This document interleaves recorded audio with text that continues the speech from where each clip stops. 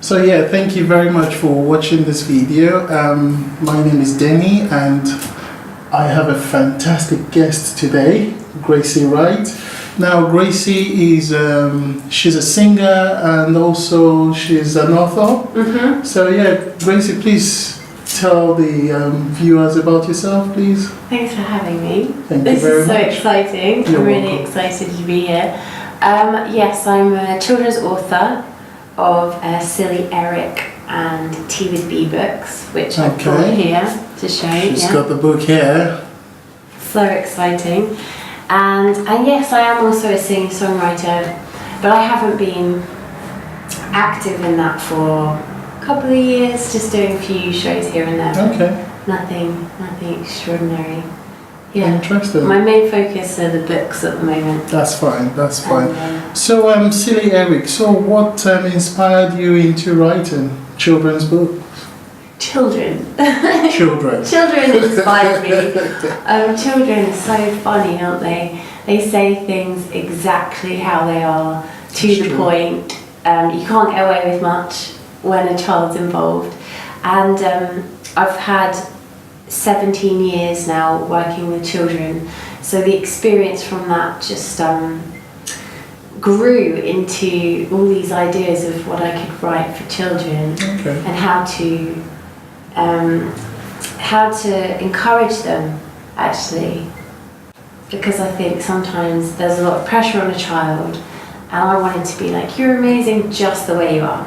That's so Like, true. you don't have to be this person or this person. And with all the social media platforms that we have now, I think there's a lot of pressure on children and teenagers to be perfect, to have, the best bunny ears. Yeah, yeah. I think I've read the book as well because you came to the University of Yeah. Suffolk Yeah. and you talked about this book.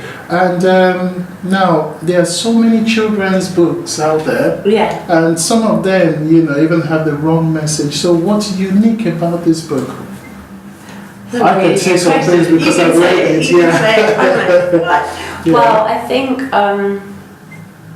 the unique selling point, Yeah. this is like being at school, is that it shows a child being loved for their mistakes. And I'm sure there are other books that are doing that as well. No, but it's, that's powerful. That's really powerful. it shows this charm of him going to school in the morning and him putting his jumper on the wrong way around, and then it's like, silly Eric, your jumper's on the wrong way around. And rather than saying stupid, or rather than saying that's not how you do it, take your jumper off, go again, Yeah, the normal way. So I feel like it's making light of the silly stuff that we do, and I'm telling you, I still put my jumper on. I just hope my shirts are in the right place. Yeah. Yeah, so and also I think the language with which you've written that book, this particular book, is so good for children. It kind of helps, children read easily. Yeah. It does help them in their development as well. Yeah. Okay. Because there's the repetition in the book has been really well received, so that the kids are going, okay, silly Eric, because it repeats the silly Eric message. And can I read a bit? Yeah, read a bit. Because this is the funniest one. I'm just showing you the page here. This is when silly Eric sticks a toothbrush up his nose, and I absolutely love this. When I read it to the kids, they just get the best response ever. He went into the bathroom to brush his teeth, but instead of using a toothbrush to clean his teeth, he stuck it up his nose. Silly Eric, that's not how you use a toothbrush. No. Yeah, I know.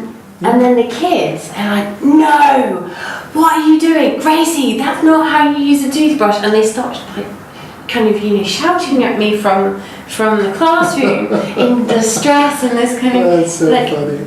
Yeah, and then I'm like, really, how do you do it? And then they all brush their teeth. So I feel like it's educational. I know kids know how to brush their teeth, but the books reach out further than the repetition or being loved just the way you are. Okay. They kind of they talk about being accepted, but then being bullied. So I then will do a talk about how much nicer is it to celebrate someone like you're doing with your business than put them down. And That's so we so true. discuss how it feels if I say you're stupid or if I say you're silly, and there's a really big difference between just the wording in life, you know. Yeah, I think another very important message about this book is, you know, making children understand that they are loved exactly the way they are. And I think that's a very powerful message. Yeah. Because a whole lot of children out there, you know, experiencing those kind of stuff. Yeah. I think I was watching, I don't know if it was a video or like an interview you did, and you were talking about, you know, children don't know the difference between when they're being told off if they're still loved or something like that. So Yeah. I think it's nice to let children know they are loved exactly the way they are. It does help with their confidence as well. Absolutely. So in terms of publishing this book, so what's the process? Because I know a lot of would-be writers out there would like to know. I think a lot of people are struggling to get, you know, a publisher to accept their manuscript or something. So how did you manage? Wow, that's a really good question, because the industry is like a bit of a tough industry. I think any industry that you want to be, you know, up here with is going to be difficult to get. But I had such a passion to do it that drove me the whole way. It's always important. Absolutely, passion is the most important thing, because when you're tired or you're put down, you know, in seasons, you go back to your passion.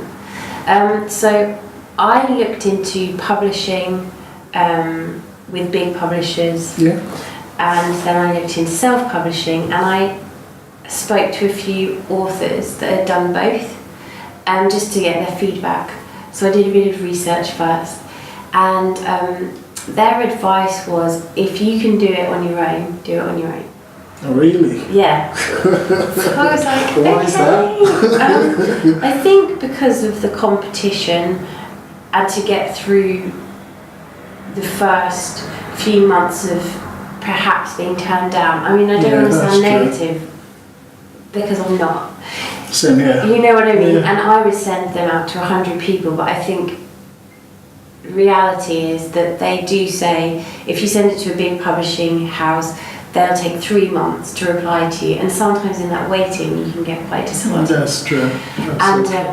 So I thought, well, let's try it on my own, and I wanted to have the power to make the decisions, because then I'm in my own contract. Exactly. Right? That's so true. And you've achieved more. That's true. You've achieved more, and you can and give a I lot think more freedom. with internet these days, I think it gets, you know, quite easier for you in terms of spreading the word out there. So if you are out there and you're thinking, you know, maybe you have a good manuscript, you have a story or something you want to share to people, and you're thinking, you don't want to go ahead with it just because it's difficult to get a publisher, like Gracie is saying, maybe it's best you do it by yourself. Yeah, I think there's always a chance for you in whichever way you want to go, and you should try both ways. And also just sit with it for a couple of weeks, weigh it out, what makes you happy, and then go for that, because it might be that you send your manuscript off and it gets snapped up. And that is the best case scenario. That's so good. So you've got, if you don't know Gracie's got a very big heart, in terms of a very beautiful heart. She loves children, and she's committed to helping so many children. You talked about the trip to India. Yes. Do you want to tell us about that? Oh wow, that was so exciting. So as part of the publishing on my own, I decided to give a percentage of book sales to charities. That's so good. And through life, you know, when you're meeting people, people tell you stories that you think, oh, how can I help you? And I think, again, that's what you're doing now, isn't it? It's like, how can I help you? How can I make your life better? And a lot of it is financial. So I said, Money answer it all right, things. exactly. If you could just give people £1 million, Yeah. it would make a lot of people Of happy. course. So I went, well, my books are going to sell millions, so I'll give a percentage away to these charities. And one of them was a charity in India called Burn 24/7. And when I did this book, I decided to give a percentage of sales or profits to them. Oh, that's so nice. So I went to India, to Vijayawada and Hyderabad to research and see what they're doing, where do they need the money to go, who are the children that we're supporting, because the way I see them needing support might not be how they need it. Which is always the case. Because I don't live in India. Exactly. I mean, so it was incredible to go there and work with the children, and it was outside of just the books. I went there as part of a mission trip, so I got to teach kids about being loved and being loved about, through Jesus's eyes as well. So I got to bring my faith into it, which was really special for me and for them. Got to pray for a lot of children, saw loads of healings. So it's bigger than the book. And that's like you said about my heart, was to see how can we be effective with the book in this country to help those kids. Is the money going there? I think that's always quite important. And when people give money, they're like, is it going there? And I just wanted to be Which is always the case, you don't know where your money is going. Yeah. Okay. So I know there's so many things I could talk about you and the amazing work you're doing with children. But at the age of 11, you had an accident, which left you with a brain injury. Yes. So do you want to tell us about that? Are you okay to talk about that? That's fine. It's something I stopped talking about a while ago, and then Apologies. No, and then because of my involvement with the Prince's Trust, I'm a young ambassador for the Prince's Trust. The story has become very public to encourage people to come forward and talk about their stories and to discuss about how the Prince's Trust can help people with who basically need to overcome or have overcome massive turmoil. I suppose is the best way to describe it. So when I was 11, I was hit by a car on the A12 in Wrentham, which is near Southwold, and just coming home from school one day, and they didn't know whether I would be able to function very well afterwards. So they were like, if she survives, she'll be a vegetable. Oh no, well, it didn't happen. So it was a complete miracle. But the reality of it, after you survive and once you get back into school, was you don't know who you are. So I lost my identity completely lost it. Which, as you can imagine, is pretty daunting. I know, it's really scary. And it's hard to explain. So whilst you're in this, I tried to explain it recently, and I said it felt like I was here, outside of my body, looking at me function, a bit like a robot. And so I lost all my memories. So I lost my childhood memories. I had to learn how to read and write again at the age of 11, and I had I was spelling, and I couldn't even read the word and. It's an injury to the brain, so because my front part of the brain is damaged and the back is damaged too. So it's been a real interesting journey. Very interesting, very, very. Where you don't know from this day to this day how you're going to feel. Yeah, the reason why I brought this one up is just because a lot of people out there with some injuries, not even as severe as that, You know, they just feel they have an endorsement to just sit back and use that as an excuse. Oh, yeah. But you've not allowed that stop you. In fact, it's like it's a push. It's driving you to want to do Yeah. something, you know, Oh, even so more, true. which is very, very, you know, interesting to know about. So yeah, you've done very, very well. And do you think that's why that's the source of your motivation, wanting to make sure you don't just sit back and use that as an excuse or something? Yeah, there was something in me that didn't want my car crash to be my identity. So I was very strict about us not talking about it too much. There was a time where I was like, oh, I used it as a crutch, basically. I was like, oh, I can't join in this event because I've had a car crash and I can't remember thing. I mean, literally, I wouldn't remember this person to this person, even if I'd met them 5 times. And then I made a decision that if I continue to live that way, I would forever be that way, and nothing's going to change. And